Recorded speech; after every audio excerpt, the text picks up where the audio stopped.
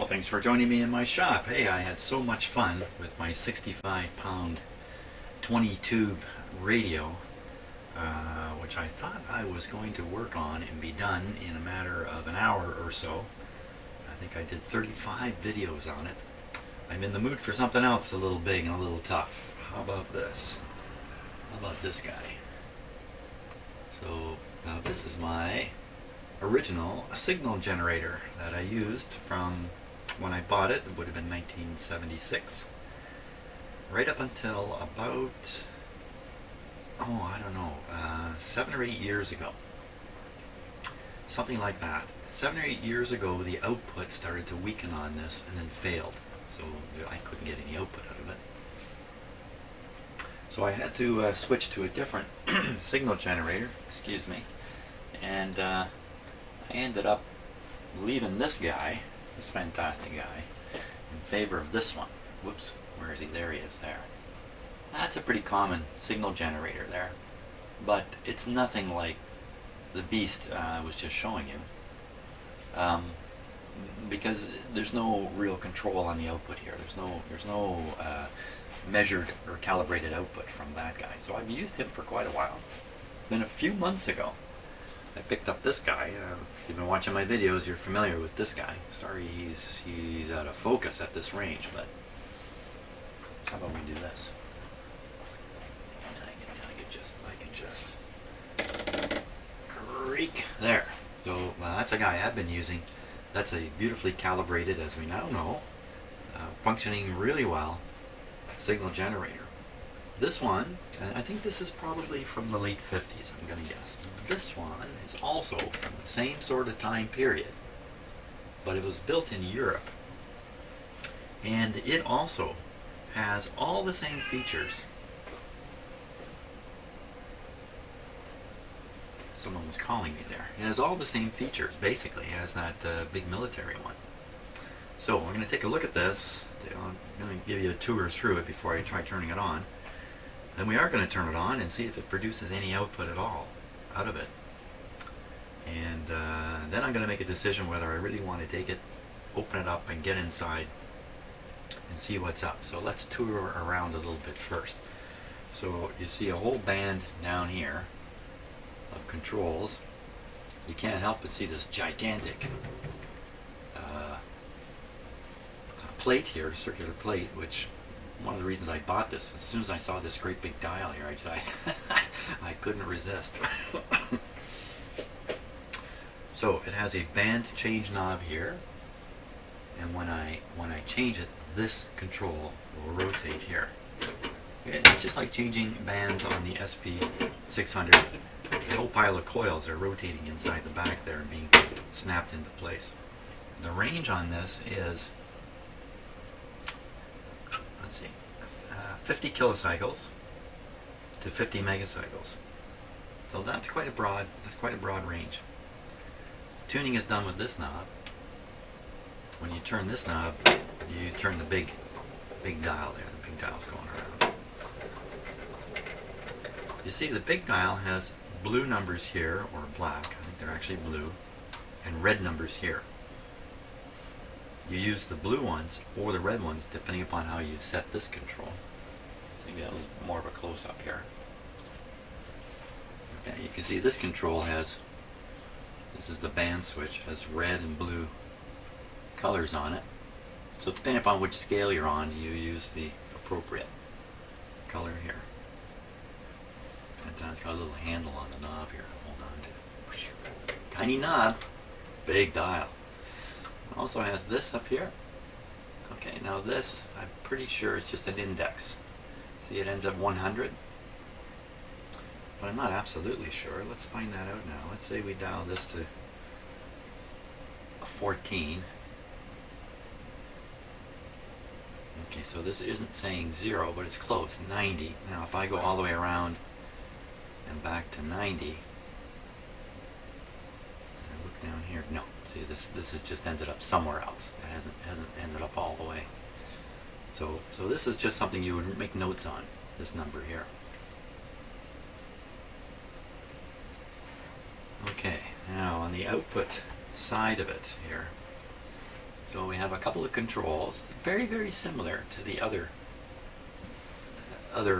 signal generator. When you set here, out comes a very powerful signal from here. And I use this signal to drive my frequency counter. I put that frequency counter, I bought that and built that specifically for use with this signal generator, so I would know precisely what frequency is coming out of it. Okay, but down here are the regular outputs. Right on a 10 ohm and a 50 ohm output, labeled nicely. So if you want those outputs to operate, you would switch this to attenuator. That kicks in the attenuator dial here. Now this is very similar again to the other signal generator. You can see it has two sets of numbers, black ones and green ones. Notice they didn't use red. You can see here microvolts on the outside scale, so that's 2 microvolts, 2.5, 3. And on the lower scale, the green one, 6 dB over 1 microvolt. 8 dB, 10 dB, 12 dB. So if you want to work in decibels, you can do that. Easy enough. There's the on-off switch. And very, very awkwardly located is the power cord. This is the power cord coming in. This is most this chain thing falls right down there. Whoops. Maybe they could have come up with something a little bit better than what they've got here, but I don't think they're going to redesign this at this point. So I have this power cord, and I've simply soldered the end of the wire right onto the outlet lugs, if you like, that are sticking out here, because I did not have anything any other way of connecting it. No, I did not. So was this a really good idea? No, it's not really a good idea, but it is what I've got. So just have to bear in mind that there's 120 volts here with a nuclear power generating station behind it, so you don't want to short that out. So up here is a 0 for zeroing the meter. Here's the meter, and you can see on the scale now percentage of modulation, and that would be this lower scale that goes from 0 to 90. Typically we have that set at 30. That's a very typical place. Then you can see there's a logarithmic scale. 0 at the top, and then the numbers are actually negative going down. And then up on the very top is a volt scale. Only used really for calibration. Not unlike this guy. So I'm going to guess you would set this to, let's say, 2 microvolts. You know what? I don't know for sure. You would set that at 2 microvolts, then you would crank this up to 2, or maybe up to 1. 1 makes more sense because it's not in the end of the scale, but I don't know for sure. And here's the thing about this whole signal generator. I hunted on the internet long and hard to try to find some useful information about it. I couldn't find anything, including even a photograph. I could not find anything. I've got the only one of these in the whole world here. So here's what it actually is. Okay, it's made by Radiometer in Copenhagen, and it's a standard signal generator type MS15c S1. The S1, I think, is an extension. I think the actual number is just MS15c, but I'm not really sure. I guess that's a serial number there. 17,501. So apparently there are a few of these around. And there's the modification number, 123, I think is what it says. 123. So it's had modifications 1, 2, and 3 done to it. You know who might have done that? I'll explain this red thing here in a second. Bailey Engineering. This is repaired and overhauled by Bailey Engineering, RCAF, Royal Canadian Air Force Section and Reference. I was hoping that was a date on there. 10 EU 40354. So those numbers aren't going to be any use. I was really hoping there was a date on there. Darn it. Too bad. Let's see, there's another sticker up here. Bach Simpson Limited, London, Ontario. London's a fair-sized city. Maybe, I don't know, 200,000, 150,000, I don't know. Fair-sized city, not so far from here. So sold by Bosch and Simpson, fixed by Bailey Engineering, manufactured by Radiometer in Copenhagen. Well, there was a plate on the back here. Any little secret information back here? No, just information about how to plug it in. Now this company, a Radiometer, is still around, and they specialize in medical equipment these days. Big thing in this company's history was the development of a pH meter way back when. That's what really got this company off the ground. So we'll take a look at the lower panel here now. Let's start at this side. So modulation control, and normally it's set like that, and inside is a audio frequency, another signal generator built into it at audio frequency, and there you can get all these choices, all the way down to 40, all the way up to 16. Let's put it on 1,000. If you want, you can drive in a signal from some other piece of equipment using these terminals, or you can send out a signal, and there it gives you the impedances here. 10,000 ohms. Oh, depending upon where you set this. So on the way in, 10K. On the way out, 2.5. 0 to 2.5. Okay, I don't understand what that really means. 0 to 2.5K, but anyway, that's what's written there. Standard signal generator. Okay, you have a modulation control, which you would set usually at 30%. Meter switch, so you can look at the modulation percentage, look at nothing, look at the carrier strength, or the output signal strength. Then you have a carrier adjust. Generally, this will be used for calibrating. So you go into calibration mode, set this control, get the meter where you want it. Now you know what's coming out of these terminals. And the last thing is a multiplier, very similar again to the other signal generator. Okay, and all these different settings. So down here, times 1, whatever it is you've got set here, I think. Well, that's an interesting question. Yeah, I think so. So I think you calibrate, select the desired output, multiply it by whatever you want, and you can go all the way from this range of, times 1 all the way up to times 10,000 or 80 decibels higher. And down here, it gives you the output impedance, I guess, 10 and 20. Okay, so I'm going to guess this one up here that says 10 is 10 until you switch it over to here, and then it becomes 20. I'm going to guess that's the case. And this 50 stays 50. 50 being a very standard impedance for use in all kinds of situations. So that's a external tour. Now, oh yeah, what's this crazy red thing doing here? Okay, so the reason I bought this and my Heathkit signal generator, Heathkit frequency counter, was to go with that big old radio I just finished working on, the Hammerland SP600.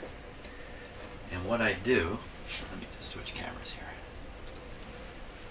is I knew that big old SP600 radio, just like every other radio I knew of at that time, there was no such thing as digital readouts. You were always looking at a dial, more or less accurate, usually much less accurate, or precise maybe is the right word, not very precise.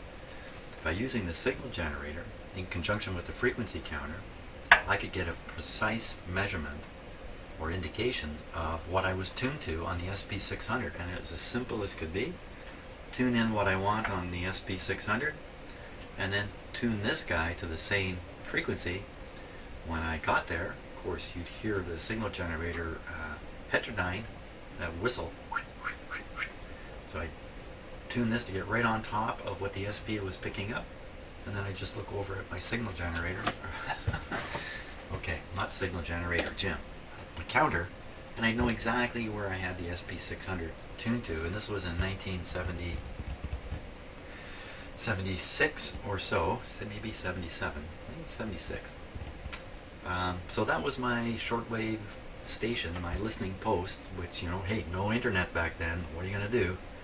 And I had this fantastic antenna. Don't know if I've really mumbled about it on the radio, on YouTube here, but at that time I had a folded dipole antenna about 100 feet wide, 300 ohm flat lead going up to the connection point in the middle of the antenna. That flat lead then came over the side of a 22-story apartment building, because the antenna was up on the roof of the apartment building, and down into my apartment on the 20th floor through the window, believe it or not. So I lived at the top of a tall apartment building downtown Toronto with this gargantuan folded dipole antenna up on the roof, 250, 275 feet above the ground, something like that. Boy, oh boy, did I hear a lot of stuff. And of course, we're talking in the 70s, radio interference was it was there, but it was nothing like it is today. And I just had a ball with this stuff. I had a copy of the World Radio and Television Handbook, the WRTH, World Radio. Yeah, and anybody who was into shortwave had to have that book, because you didn't have that book, you'd never know what it was you were tuned to. And my shortwave hobby was a lot of fun. I did a lot of AM radio listening too. So that's why I had this. I wasn't really fixing radios other than my own stuff back then, and I wasn't particularly good at it, but I sure enjoyed using them. And this was a major feature. You can picture this great big thing right beside that SP600. Due to my weird way of recognizing beauty in the world, I thought these things were the greatest looking things that you could ever find. It makes nice sounds too when you. It just has. Okay, that's not the nicest. That's not the nicest sound, is it? Well, I think we should plug them in and see what happens. Now I'm going to have to try to detect the output here, and I don't have a radio in here to detect it with. So I think I'm going to display it on my scope. He says very hesitantly, realizing that I don't have a wire handy. Do I? Yes, I do. Excellent. Okay, so we'll use the 50 ohm output.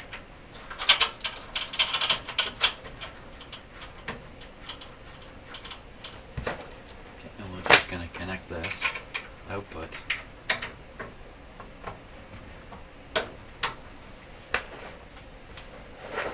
right over to the scope here. Now I'm not trying anything calibrated, just want to see stuff, so I can put this right on here. Make my scope quite insensitive. Flip it on here. So we'll set it to 1 volt per division. Okay.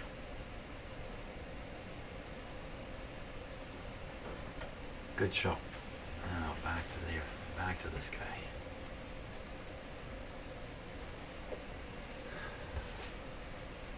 Guess I better plug him in, and I'm going to plug it into my dim bulb system here.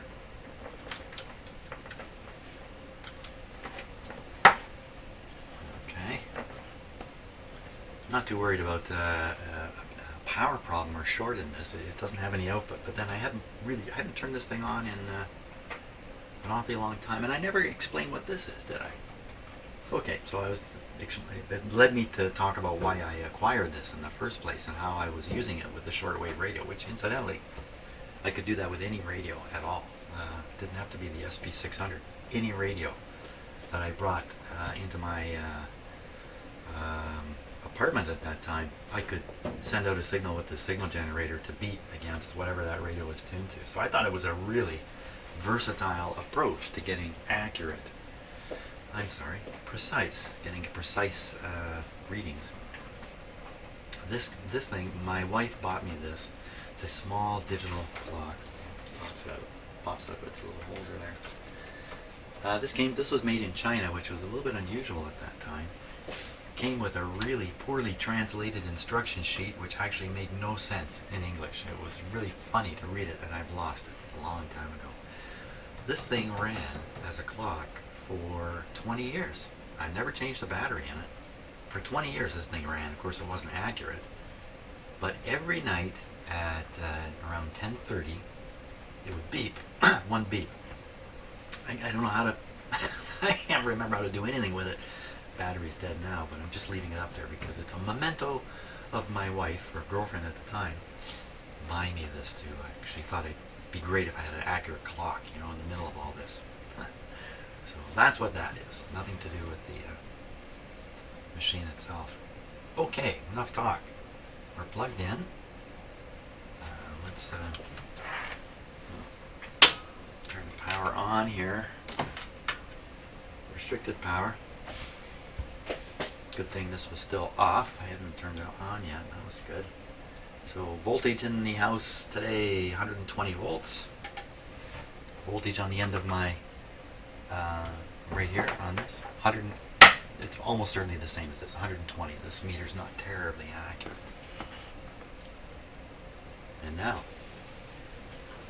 let's give it a go. Okay. So make sure this is turned down. Turn this down to the lowest output. Turn the carrier down. Modulation down. This should be set to internal. Frequency will pick as 1,000. Scale will start up on the band will be going up, going to go down. So we're basically the AM radio band is where we are. We're on the blue scale here, so right dial this right here. There, 1 megahertz is what we're set to. Well, let's see if anything comes out of it. Okay. Eyes on the lights. Switching on.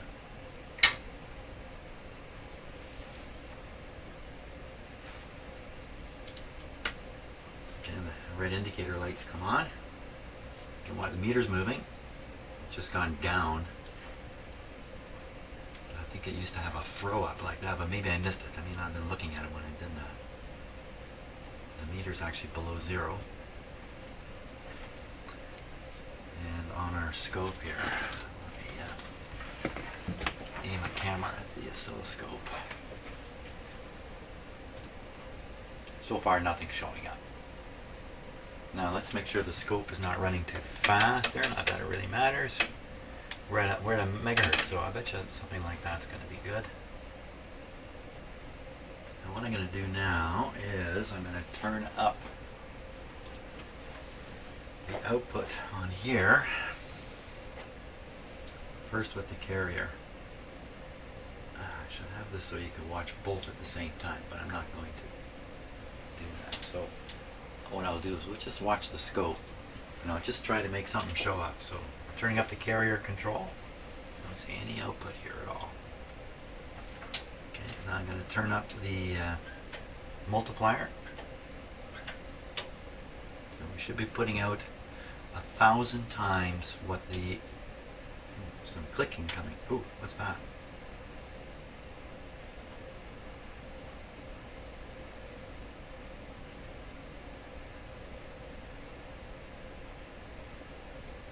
Nothing. Okay, it's probably just some heat expansion going on in the inside here. The cabinet's probably creaking and stuff. No smoke anyway. Okay, back to what I was doing. So I got this turned up to 1,000 times the input voltage.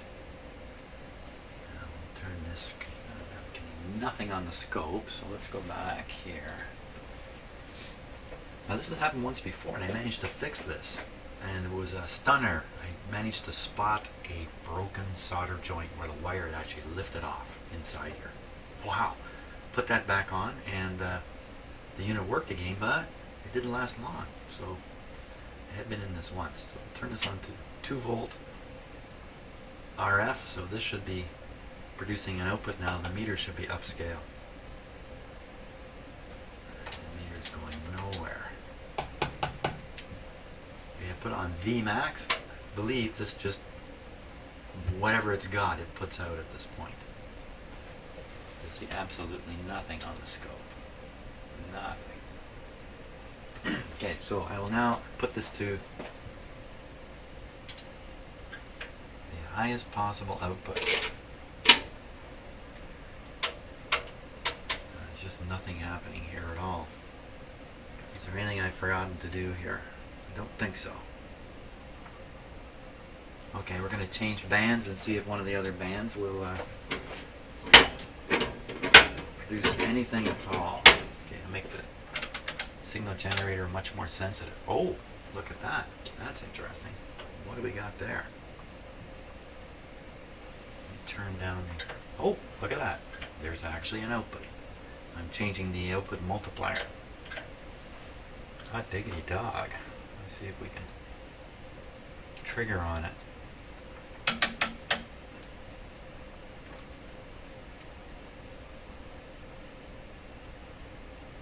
Doesn't seem to trigger at all. That's better.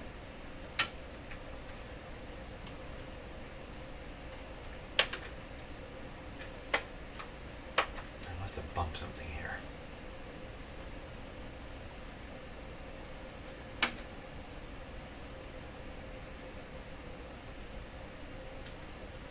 Well, I can't get my scope to trigger, but that doesn't matter right at the moment. You can see how distorted the wave shape is, though, even though it's jumping across the screen there. The tops of the sine waves are flattened out. Well, something is running full tilt. Let me turn down the carrier strength here. How do you like that? The carrier strength is right down, and there's still an output. Let me turn off Vmax.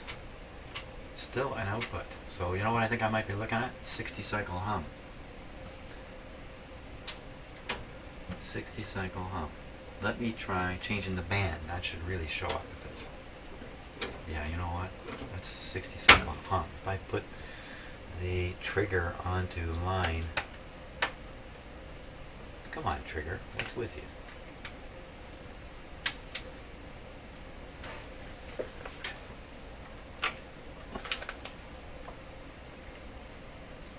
There we go. Now we got it. So, you know, 60 cycle hum, I think, is what we're getting there.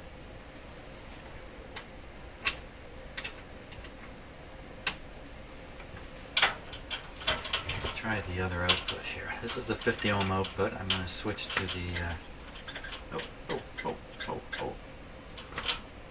Okay, that's kind of interesting. That was the multiplier being switched. 10,000 times to 1,000 times. So whatever the signal is that's coming out, it's coming out through the signal generator. That was this control I was moving, the multiplier.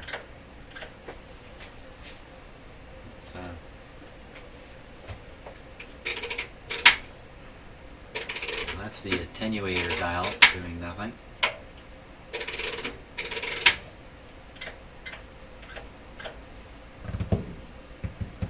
So, hum in the output, eh? And of course, I got the carrier set to nothing here. Oh, wait a minute here. Wait 1 cotton second. Okay. Now, ignoring the hum, I'm looking at what's going on in here. Hey, we actually got something coming out of this. Hey! Ignore the hum. Ignore the hum.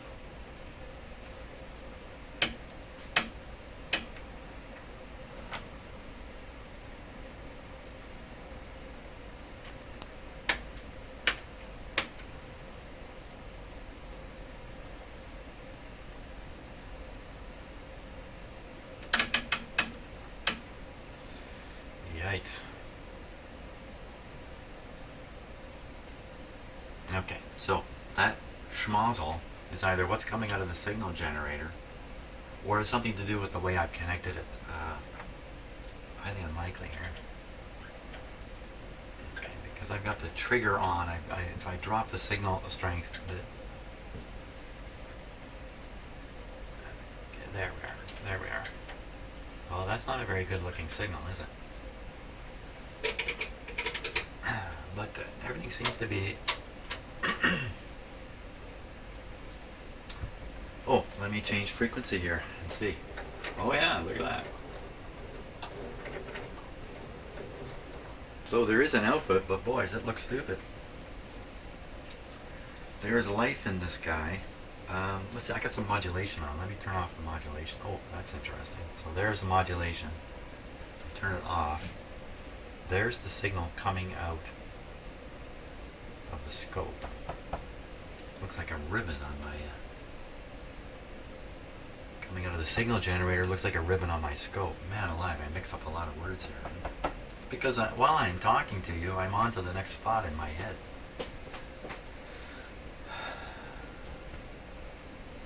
Okay, let's try modulation frequency. Oh yeah. Hey, this guy's working fairly well. Now, we have any notion what frequency we're on here?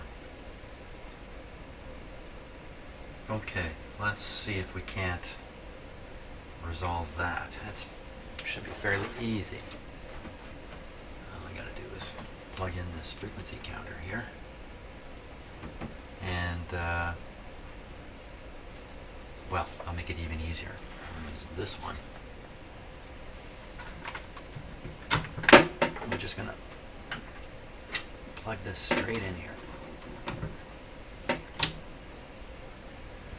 Now, we probably won't get enough of the signal to actually make that work from this terminal. But I'm going to put it up onto the 0.2 to 2 volts output. This is the one I normally would drive frequency counter. The frequency counter needs a fair bit of oomph.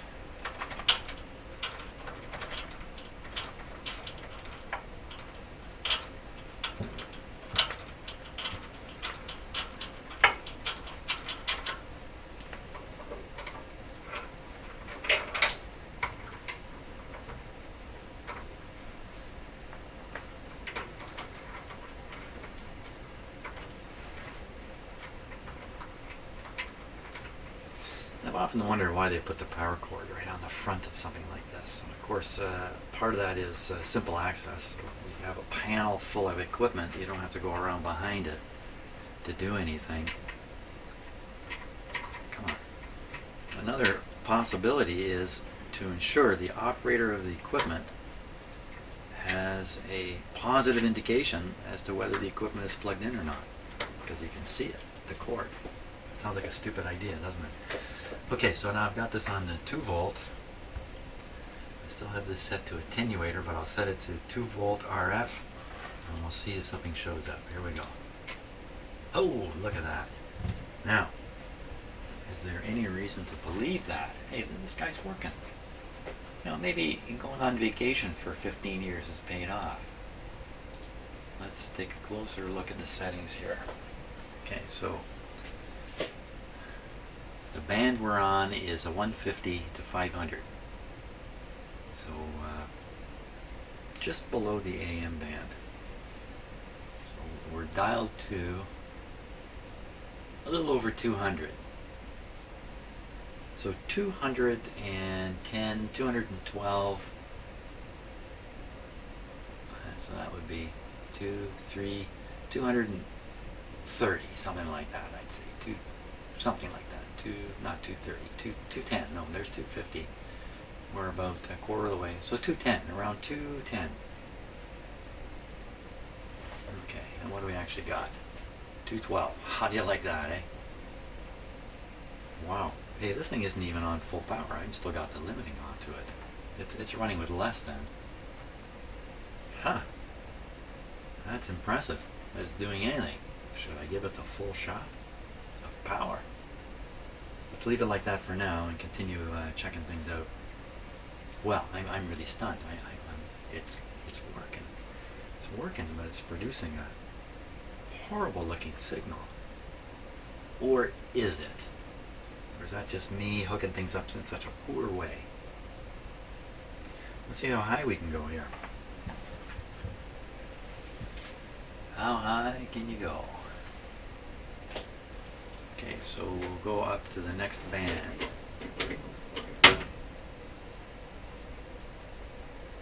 That's how high you can go.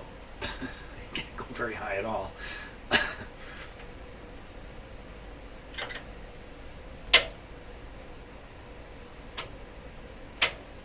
That's on Vmax. It produces a tiny amount of... now, my frequency counter has an attenuator button, but it's set to the bottom. So there's no attenuation in this. So how do you like that? We go up a little bit in frequency. Now what if I dial it down in frequency? Let me give that a try. Just take it. Well, we're almost at the bottom already. That's the bottom. I think you should be able to see both these things if I just go like this.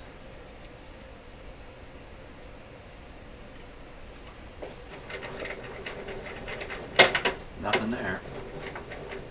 Let's go back down and see if it reappears. There it is. Just go down even lower.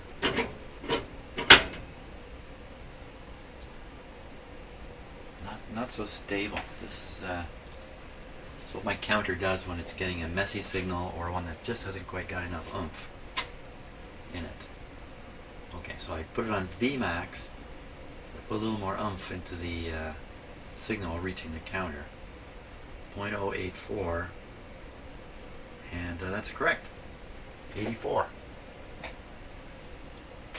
Okay, so let's go back up in frequency here again. Okay, that's a 150 to 500. Now we'll go to the... Basically, this band covers the AM radio band perfectly. 490 to 1600. And I suspect maybe the low power line voltage being fed to the unit is what's keeping it from oscillating here. So I'm going to give it the full treatment here. There we go, full treatment. Here it comes. Hey! Watching for smoke and fire and noise. 830. Let's see if that's at all correct here. 830. Oop, wrong camera.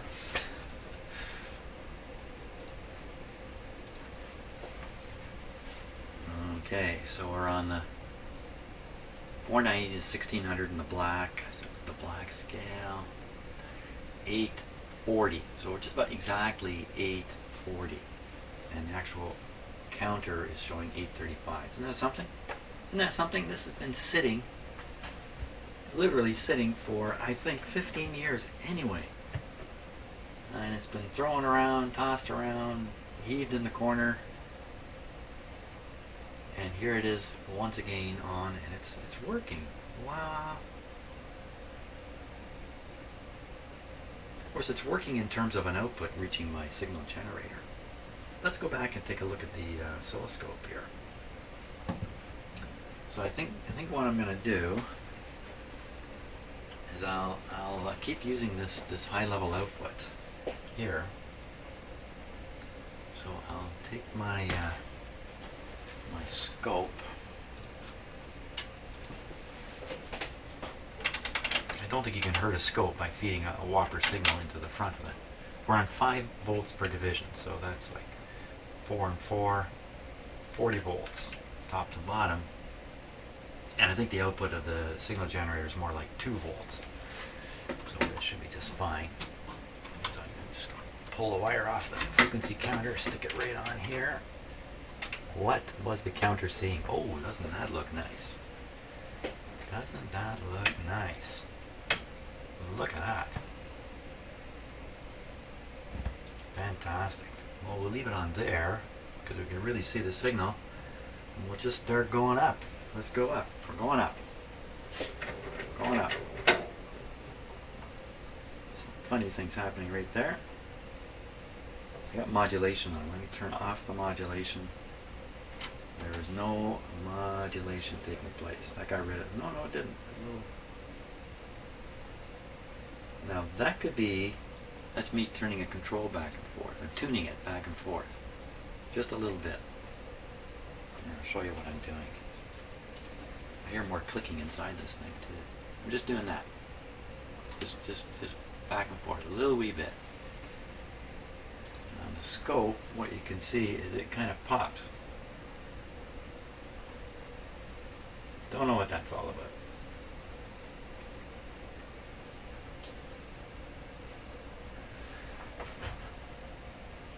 Just giving it the sniff test there. Here, I'll show you how I do that.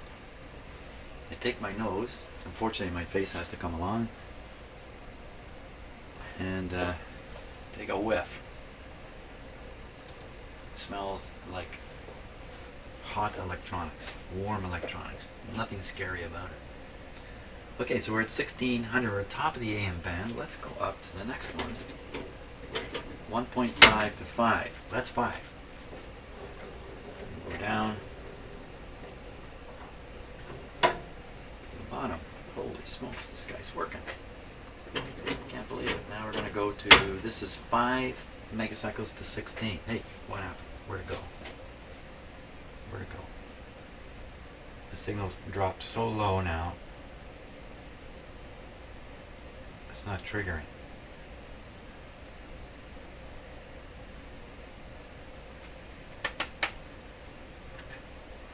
I can't get anything through here.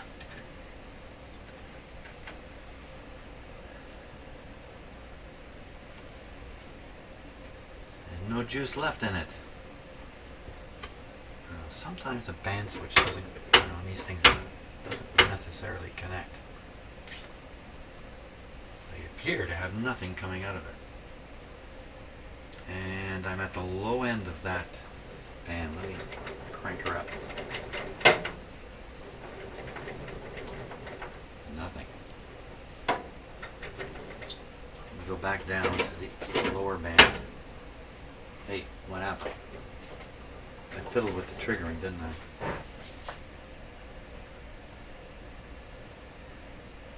Okay.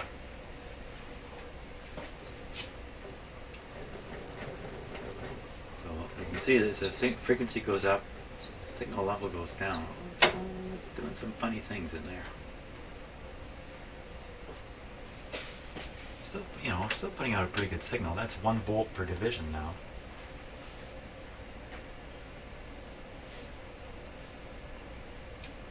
When I went to the next band, it just seemed to quit. Let's try again. Next band. Oh! Don't ask me why. Don't ask me why. I don't know. Tell you right now, I don't know. So there we are, going down in frequency. Wow, look at the output. Go up. So very frequency dependent. Require a lot of recalibration using this guy here. So I'm flipping the output switch. Vmax, 2 volt reference. Is that a 2 volt reference we see there? It's supposed to be set to 2 volts, I'm pretty sure. You turn it to this control and then dial around to the meter on the front panel here. It says 2 volts. That's the attenuator or the other output. Turned off the output to the scope right now in favor of the real testing signal output. But let's continue with this high level 2 volt output. So I'm up at, where am I on the frequency? I'm down 1600. Let's go to the next band. Next band is fantastic. This is 15 to 50. Wait a minute. It's shrinking there as we watch. It's going away. Ooh, it went away. So, turn the band switch.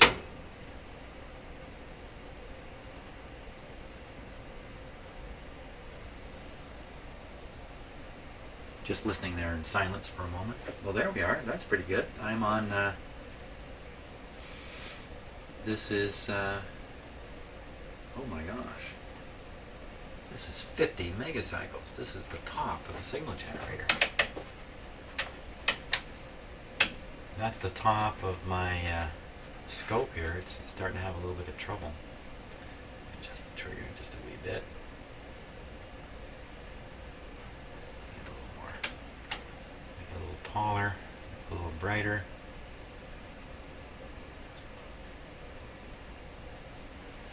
Well, there's certainly some weird stuff going on there. Exactly why it would look like that, I don't know, but we are coming out of the reference output. And maybe that's a sloppy one. So we're going to switch now from this high level output to down to here. So we're going to go from here down to here. Okay, let's see what we get.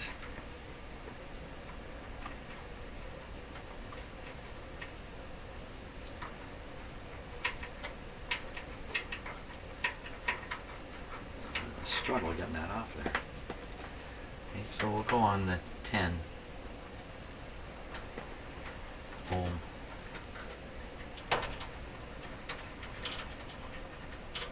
Why would I pick the 10 one?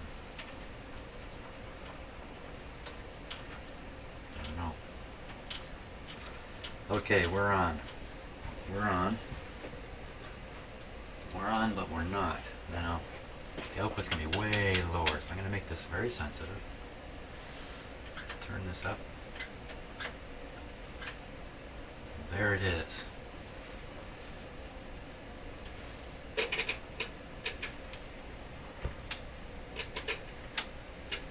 Trying to get the highest level output from the signal generator through that.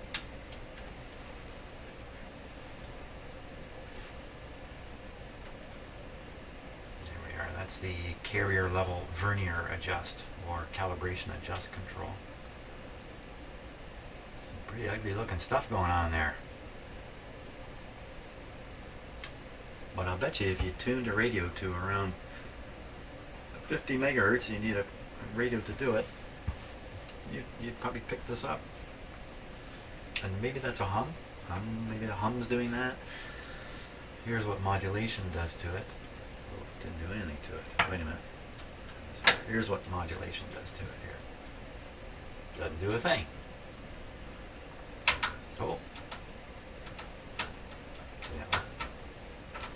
See, the modulation on this unit is hit and miss also. I heard it,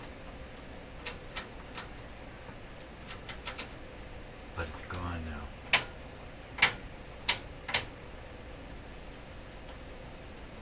So it's still, even though it's producing an output, there still are problems with other aspects of this signal generator. Hey, it's not so bad. Let's see if we can pick it up on a radio. Let's do that.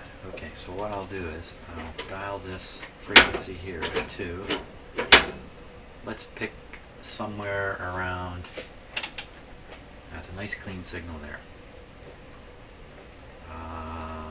10. So here we are. Hey, where'd it go?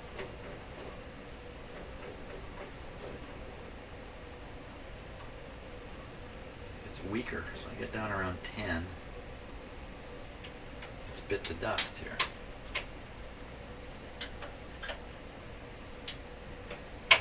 That's out of the attenuated output. There it is. Okay.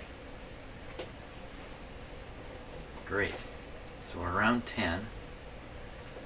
Now, just switch here.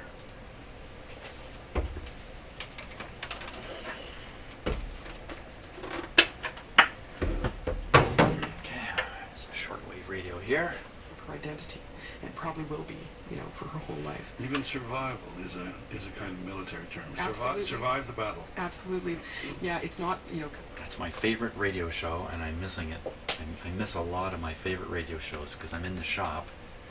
I can't listen to the radio anymore because I'm making videos for you to watch. Holy smokes. Okay, so let's go to shortwave here. And we'll dial up 10. 10. 10. Not 10, 10, 10. Okay, so we're dialed to 10. Of course, there's no signal reaching the antenna until I do something here. It's a very high-tech approach. Dual clip lead technique. Oh my gosh. Holy smokes. There's a signal.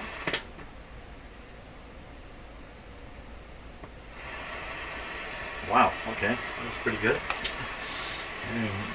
I was going to clip this onto the radio antenna, but okay, I got something better here. I got something better. Where's the something better? Maybe this isn't better. There we go.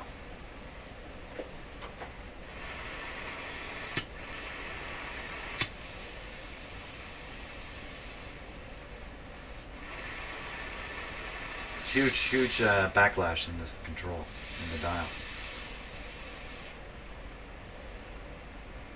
Wow, okay. Let's add in a little bit of modulation here.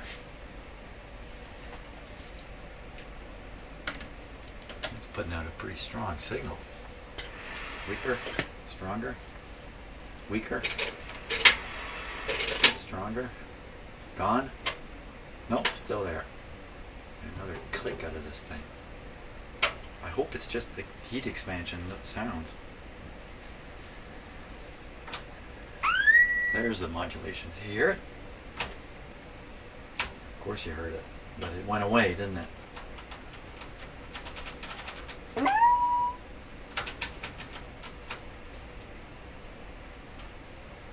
Well, you heard it.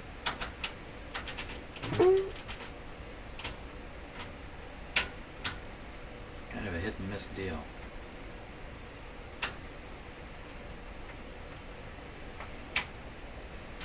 Ooh, ooh.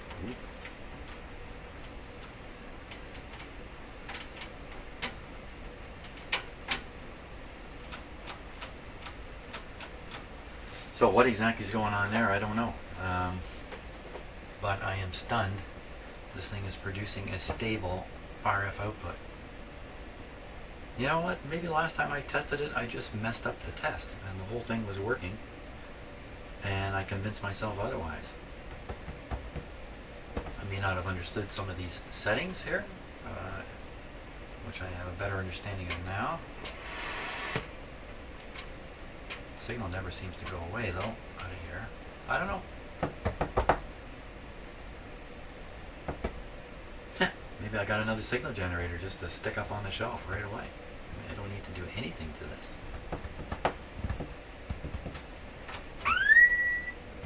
Would just wish the well, the internal one doesn't work, but it has the ability to take an external signal to modulate the carrier with, and I've got the equipment to do that. Hey, I think I got another signal generator of top quality here. Let's see if we can set it. Let's see if we can calibrate it. Okay, so to calibrate it, this is 2 volt RF on this setting. I'm guessing when you set it here, you get that output here.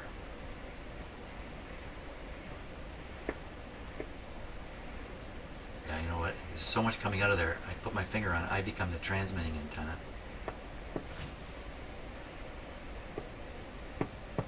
Huh, isn't that interesting? What's interesting, I grab the radio antenna with my hand.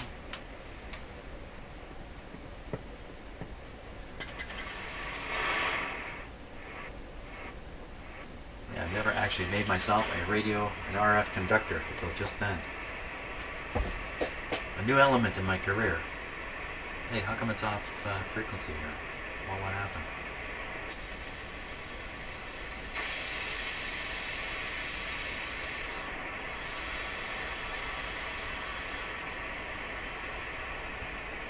The frequency, if it's read really carefully,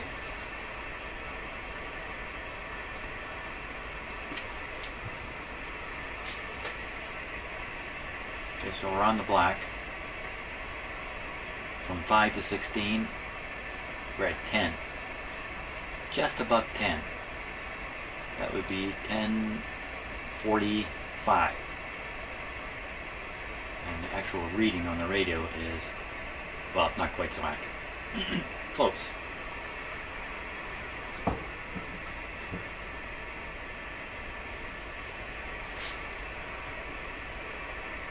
You know, I got a really good idea there. What was it? What was that good idea?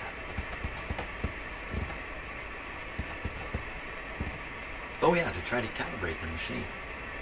So to calibrate it,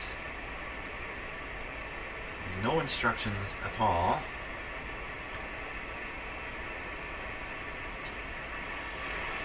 See the meter moving. Now this meter used to easily go all the way over, but maximum barely gets off the ground here at not even at 0.5. 0.5, 1, 1.5, and 2.